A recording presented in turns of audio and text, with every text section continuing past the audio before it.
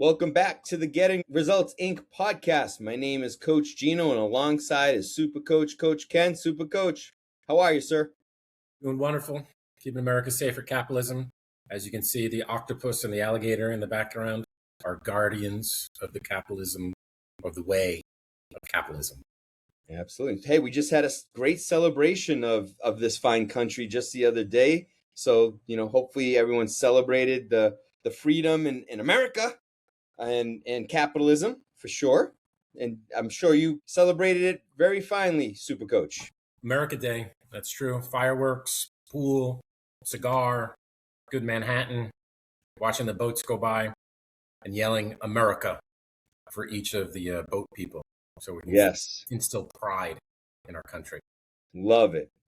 So today, listeners, we have a subject we want to bring to the table, and it's the top 5 signs you're living your business by default and not by design.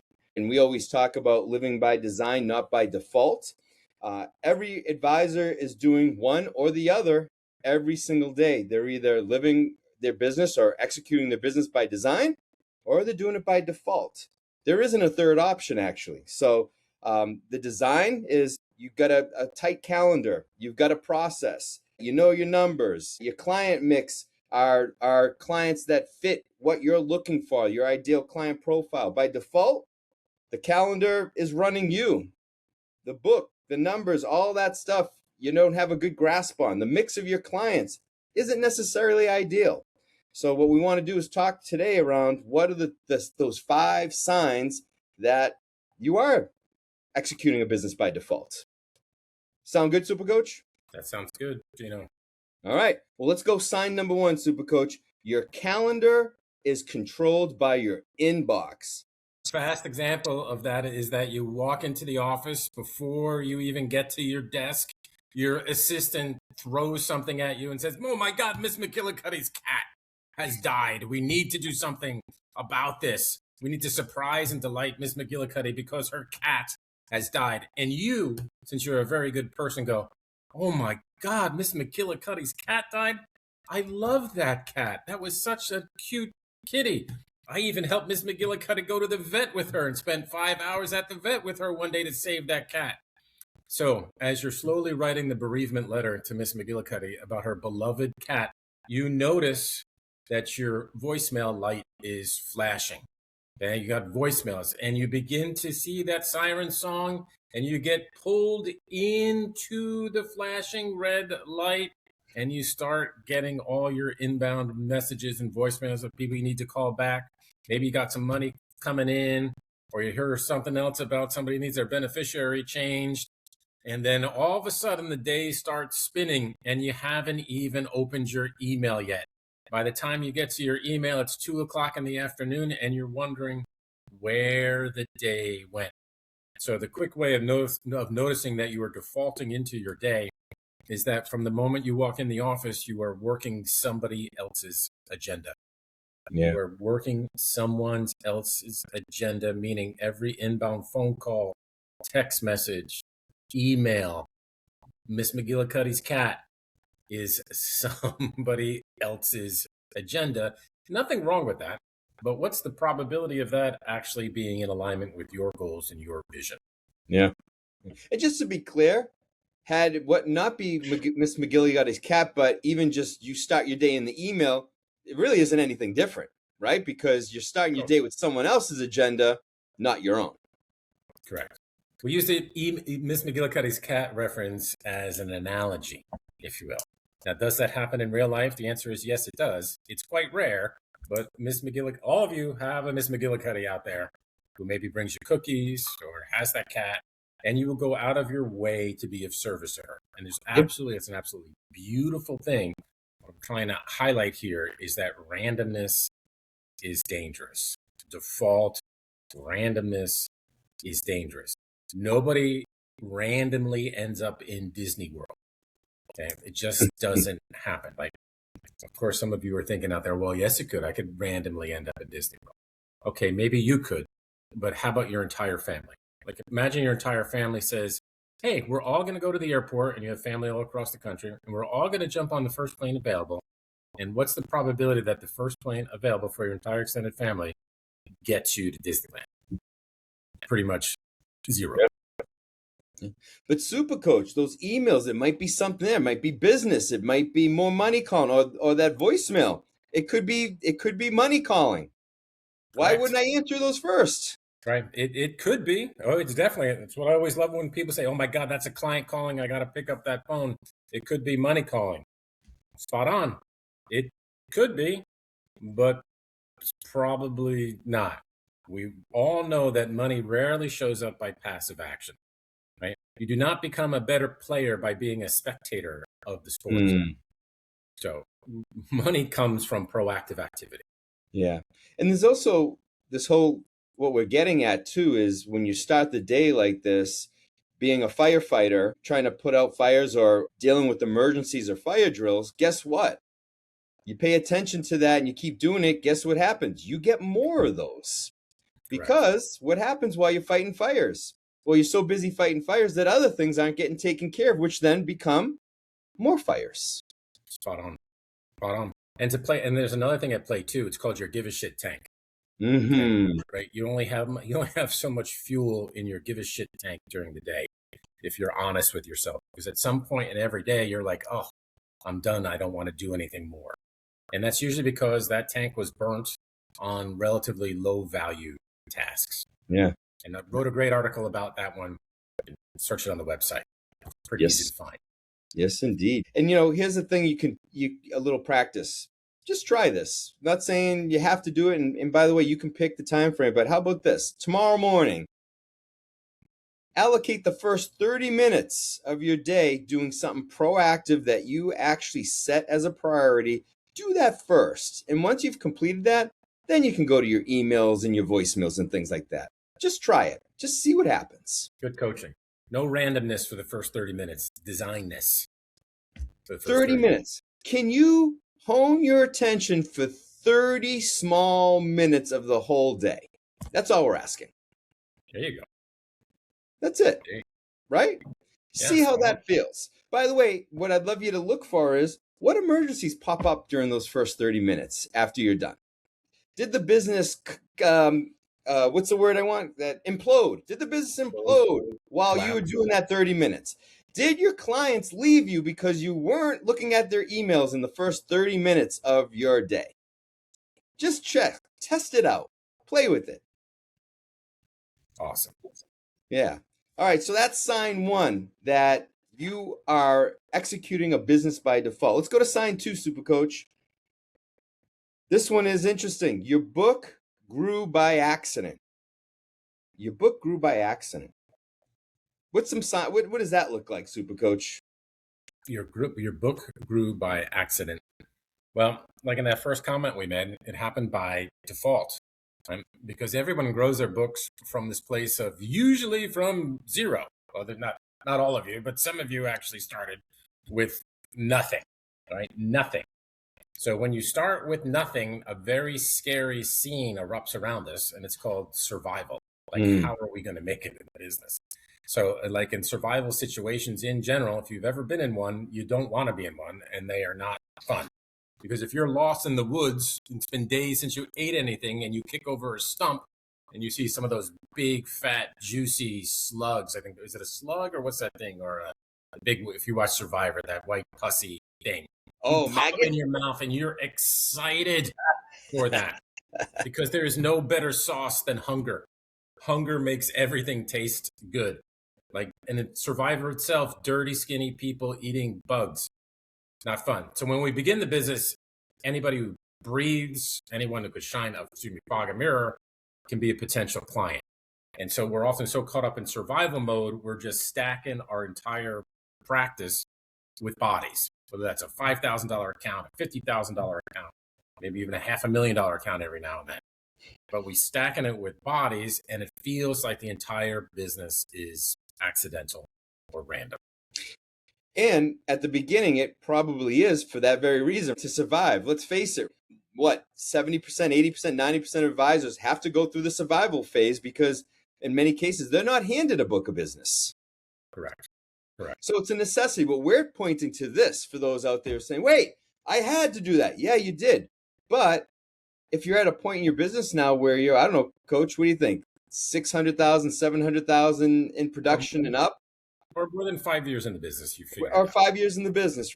Yeah, Is you know that what you're the doing. way you still want to have your business going? If you're still doing it that way, well, you're doing it by default then, Right. And right? another fun thing too about your business, if you did go through survival mode and you think your business is completely accidental and random, and you don't see any patterns within your business, here's the good news: it's not true. Okay? Your business cannot be completely random. Hmm. And the fast definition of that is to have something completely random, all the inputs need to be random. Okay, so for those of you who went to college, all of the inputs need to be random. So in your business, which input is not random? And guesses? I know a lot of you are guessing it, but I know some of you are frustrated, like, no, all my inputs are random. Well, the one input that is not random is you. So Hmm. is you. You are not a random input in your business. So what this actually means is that your business currently is both a conscious and unconscious reflection of yourself. So what we help our clients do is figure that out, is bring awareness to that, to the unconscious part. And oh my God, suddenly that becomes a slight edge. And a slight edge leads to exponential rates of return. So all of your businesses out there, whatever your business is, it isn't random. There is a pattern. If you can identify the pattern, repeat the pattern, slight edge. Super Coach is one of the reasons why a lot of people start with us. They get past survival mode, they get to thrival, but they still act like or keep doing the behaviors of survival.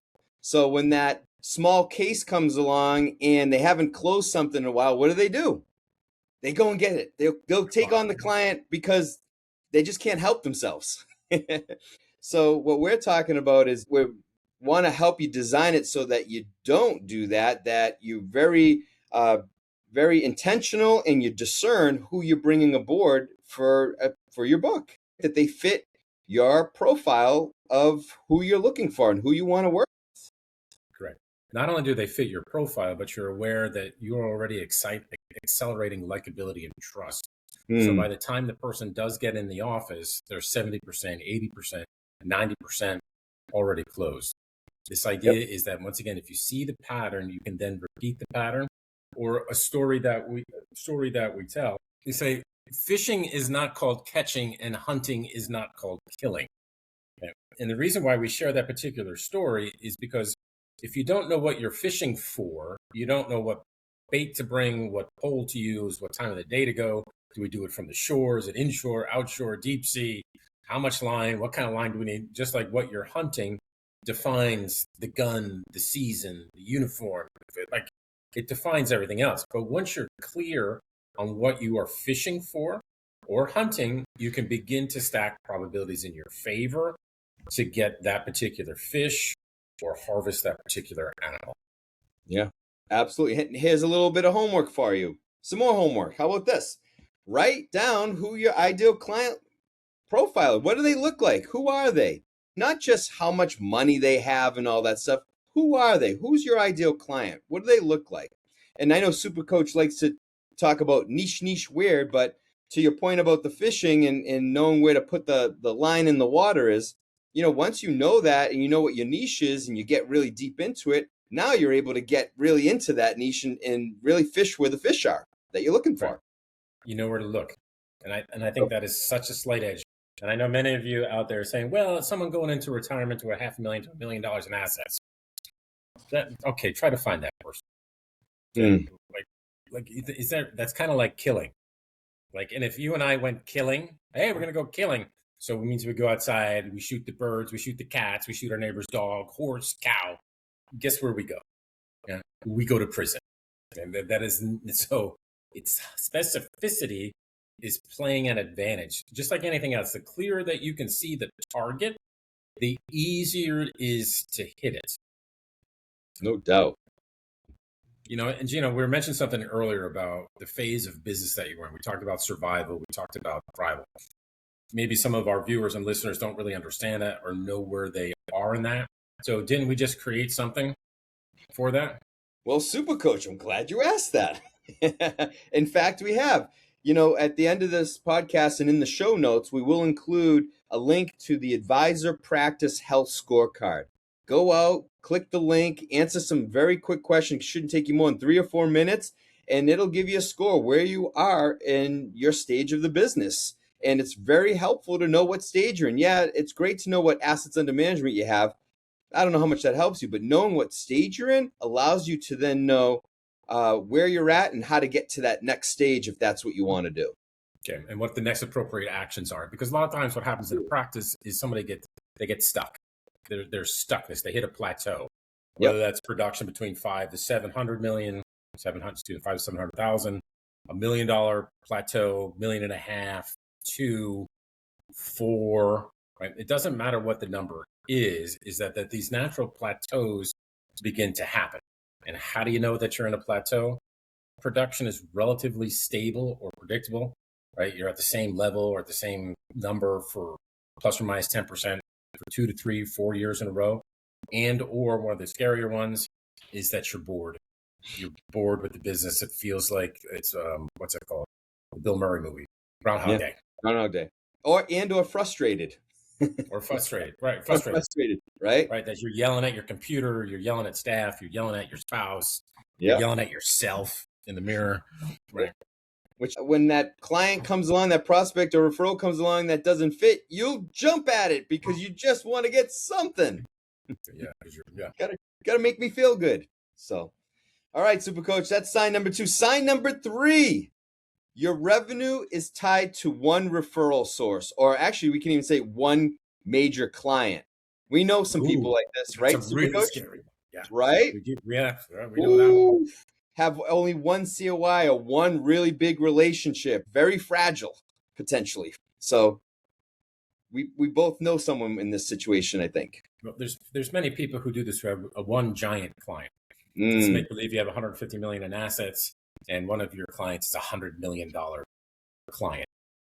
Great land, awesome relationship, but obviously that can make us all a little nervous because what if that one client goes away? Okay. First level of coaching is retention, is retain that client, right? Like retain the client, give them the love, give them the attention that they need, right? Be a source for them, obviously. Then if I were you, I would begin to network through that person to their other relationships because probability speaking, that person knows other high-end people. Yeah. Number 3, I really begin to work on Florida University money, right? Making sure that you have enough money to go to Florida University. Now, if you don't understand that reference, you will understand that Florida University is symbolized by 2 letters, an F and a U. So if you have Florida University money, that's a lot of detachment, people. That's a lot of detachment. Yeah. The more and more I think about it, just imagine every day waking up not knowing if your that big $100 million client, how they're feeling that day. Maybe they're feeling a little different. Maybe they want to make a change. And then you're waking up every day not knowing what could happen with that relationship if you're not doing it right. Really cool. Let me emphasize something here, is that if you have a $100 million client, that means you have a special and unique skill set, right? Because that is not easy to not only attract that person, but to retain that person. So you have a very interesting skill set, which allows you to be of service to people north of $100 million in assets, right? So just think, your client, you're lucky to have that client, but your client is also much luckier to have you because you got to get that.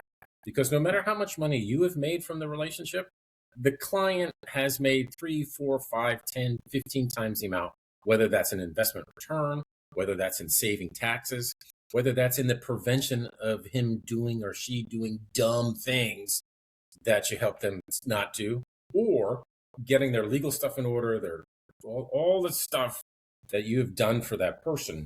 Your value is much greater than the cost. So get that. If you can get one, you can get 2, because the hardest part is always the start, is the first one. And if you got 1, that means you can get 2. If you got 2, that means you can get to 3. If you got 3, means you get to 4.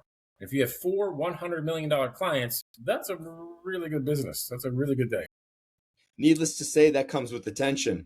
right? That person deserves the attention that you should be giving them. And by the way, that attention will help with retention, because remember, your number one client, someone else's number one prospect. Keeping them happy, keeping that relationship going, and developing it more. But to your point, Super Coach, they're also a resource for that next client that's just like them, that next introduction that could help you expand that relationship and your business out just by working more intently with that person. So a lot of opportunity there for sure. Right?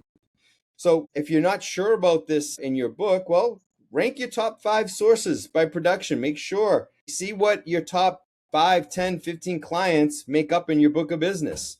Take a look at it. Either way, you should be doing this exercise because those people deserve a lot of attention if you're not already giving it to them.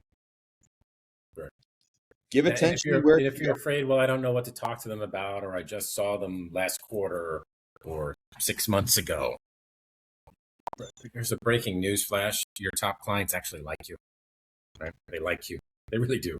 They like you, right? And getting too much of you is probably not possible for them, right? Within realistic terms.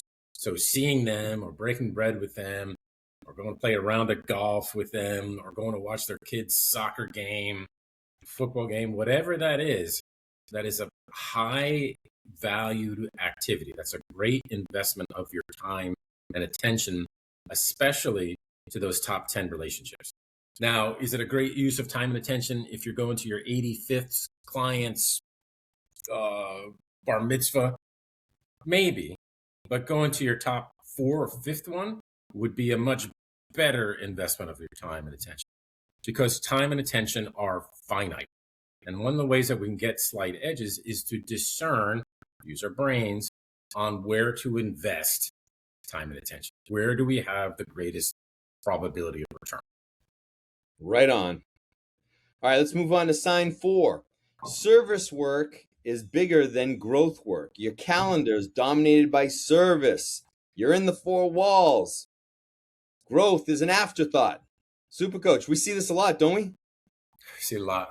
Right? This goes back to our fundamental principle. You are the sun, whatever you shine upon shall grow, or whatever you give your attention to, you get more of. You see, service issues are right in front of us. They have a tendency to dominate the space because often by our very nature, we want to, retain our clients. We want them to feel good. And it actually also gives us something to do. That's the scary part, people.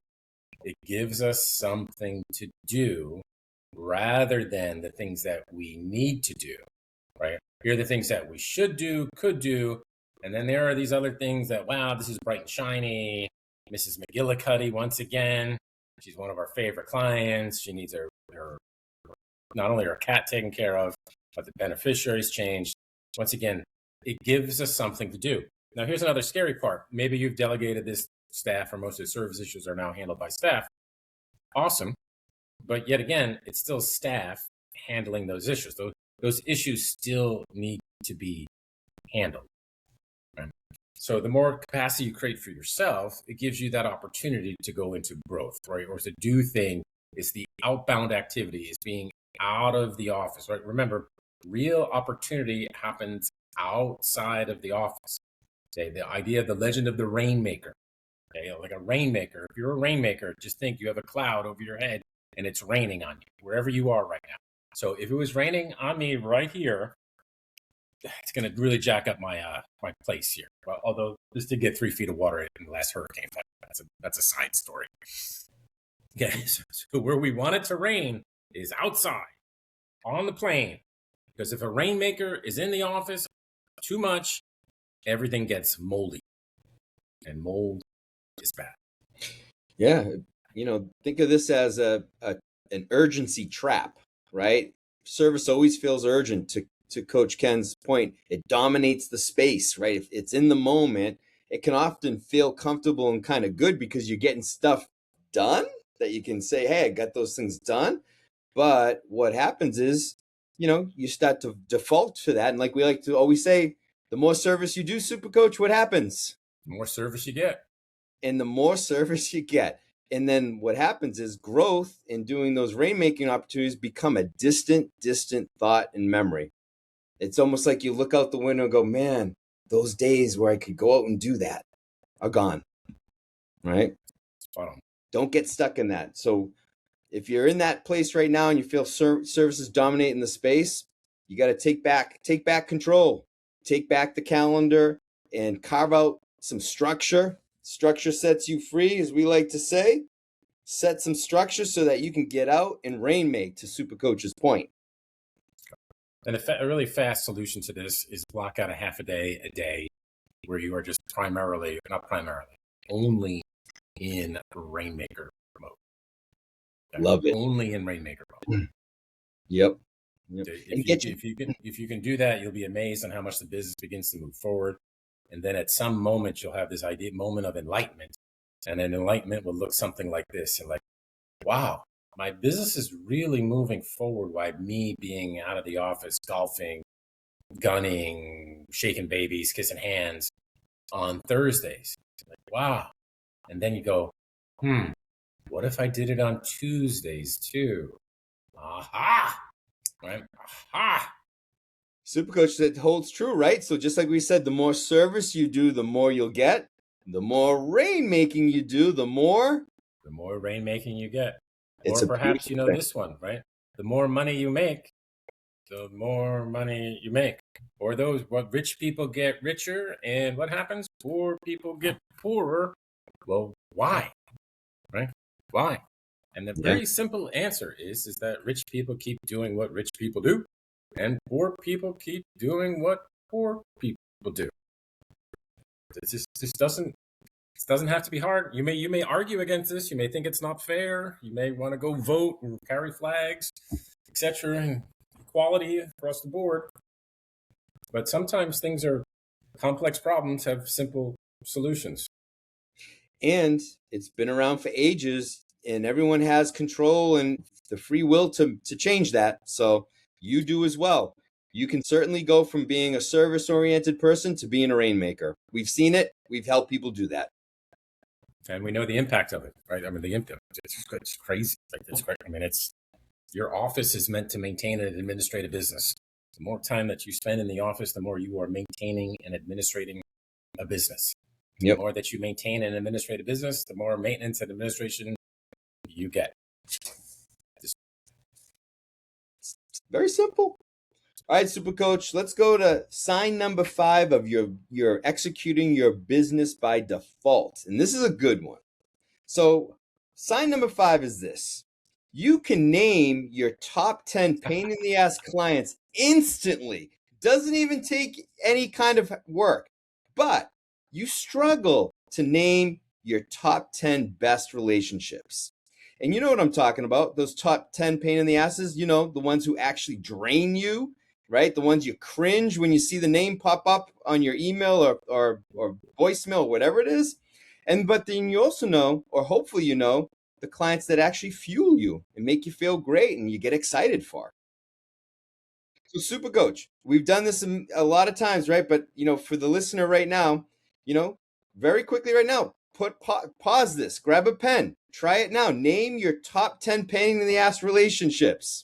Right, number 1 comes off really easy. Number 2 is easy. Number 3 is easy. Number 4 is easy. Number 5 is easy. All right, maybe number 6 you got to start thinking about. But you're like, oh yeah, Now, then 7, then 8, then 9, then 10. Wait a minute, then 11, then 12, then 13. Oh yeah. Wow, and the list can keep going. Yeah. And going. And then stop and now do it for your top best relationships. Yeah, your top 10. Number 1 is easy. Number 2 is pretty easy. Number 3. Oh, I don't know. Is it that? Ooh. Let me get to my computer. Let me get to my computer and check. So this is just a great little exercise out there. It's all very indicative of something. Okay, and it's I don't know if it's insidious. It's an insidious indication of where your attention is going and where your attention has been. So if you can call your top 10 pain in the ass clients to mind really, really easy, that means they're getting a lot of attention, which also means you're creating more of them. Ooh. Ouch. Ooh. There's I can't remember the exact saying, but it's the level of things that you tolerate. What is the level of toleration that you have is reflected in your business. So if you can tolerate pain in the ass clients, you get more of them. If you can't tolerate them, you get less of them. Well, Yep. Coach Gino, that's going to cost me money, but they pay me a lot of money. Huh. Do they now? Do Mhm. they? I Mhm. would actually ask you to, when you do get to your computer, go check that out for sure. Yeah, And if yeah. they are, and if they are happen to be paying you a lot of money, what are they costing you in other ways? Mm. Another fun thing I have around this conversation when I hear this, and I say, well, you're getting paid a lot of money from this person, but you don't particularly like the person, but you're doing things just for the money. And I say, I think there's another kind of profession that just does things for the money, which you may not want to participate in. And and how does that make you feel about yourself if you're only doing things for the money? There's a wonderful 5-letter word that describes who you are. And since this is public TV and I get in trouble all the time from my mouth, I won't say that 5-letter word. But when you're that kind of person, how does that make you feel about yourself? Now, there are some people who can transcend that are on a very, very high level. But for most, is what you do noble and right? And do you do what you do for the right reasons?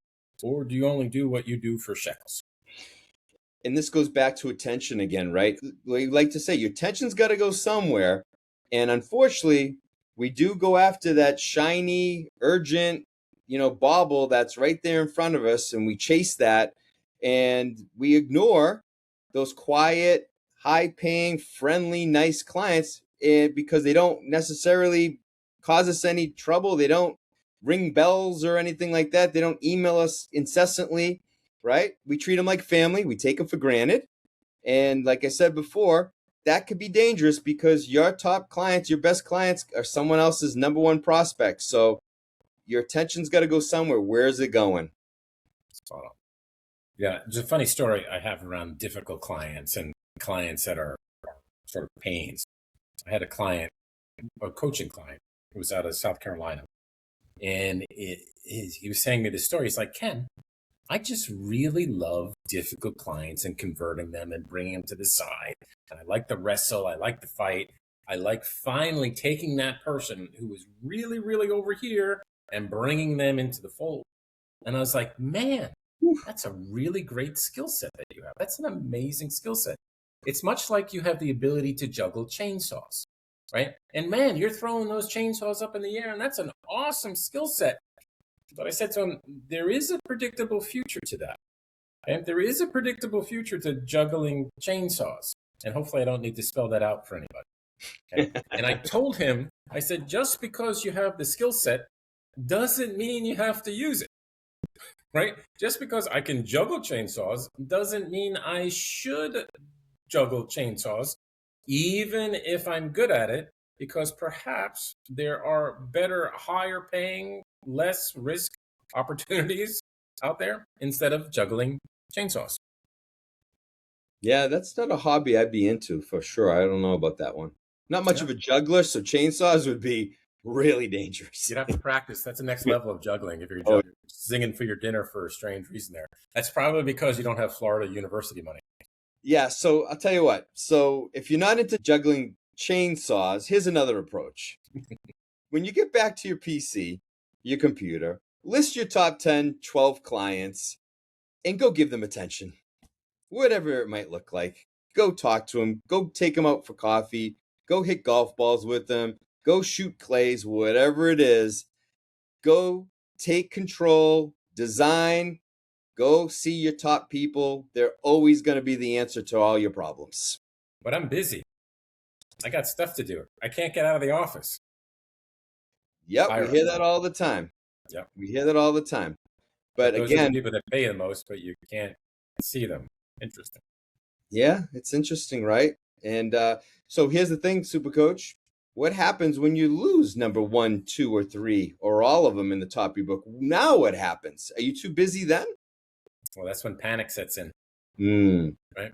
Panic sets in, self-reflection sets in, and then we got to start doing either LinkedIn ads, door knocking, or seminars. We need to get to the host. We got to get a wholesaler to host a dinner right now. Super Coach, a long time ago when you had mentioned the top most profitable ways to grow your business, and the first one was retention. Like It's that was phenomenal. just like, duh, right? Duh, Like but no true. shit. Right. Retain, right? Retain. So if you do not have time to visit with your top 10 clients, you're in trouble. You may want to think of a career change. Or better yet, hire us. We'll help you. Gino, what was the podcast we did that one on? Do you have those handy? Which one was that? The five most profitable ways to grow your Yeah, you know business. what? I'll put it in the show notes. So if you're interested in that podcast, it'll be listed. I don't have it offhand, but I will get that and we'll put that in the show notes. All right, for kicks, we can list them off right now. Just for kicks, or we should make people go listen to podcasts. That's bonus, though. We're not getting paid for these podcasts necessarily. That's true. That's true. So if they want that value, they got to go. Yeah, they got to go hunt for themselves. In fact, they should go look for that title. Give you an excuse to reach out to us or talk to us or connect with us on LinkedIn. Yeah. There we go. I gave you the first one. Now you can try to figure out most profitable ways to grow your business. Number one is retention. And there's a number 2, 3, 4, and 5. And you'll be surprised what the least profitable way to grow your business is. Ooh, I like this. Is like what do they call that? A hook or a we're creating a call to action? A CTA? Yeah. But more like a they do it for commercials, right? Teaser? Cliffhanger? Yeah, that's it. This is a good teaser right now. Man, and those 5 can actually really unlock things for you too. So yeah. There is no kidding. Helps you direct attention. Awesome. All right, Super Coach. So let's recap. Listen, we always say that better to live by design than by default. And you know what? If you agree with that and you would like to design your business, well, here's the 5 signs that you're doing it by default. Number 1, your calendar is controlled by your inbox. Number 2, you grew your book by accident. Number 3, your revenue is tied to one referral source or one big client. And number 4, service work is bigger than growth work. And then, of course, number 5, wow, you can name your top 10 pain in the asses instantly, but man, you struggle with those top 10 clients in your book. Crazy, right? Crazy. You wouldn't think it. So, and by the way, those of you who went and tried that and you cheated by looking at your client list or whatever, that doesn't count. So if you haven't tried this yet, after the podcast, just get a pen and pad and try this and then go match it up with what you have at your office. Now, if you got it, well, there's some hope for you. If you got them right on the money, great job. If you didn't, there's work to do.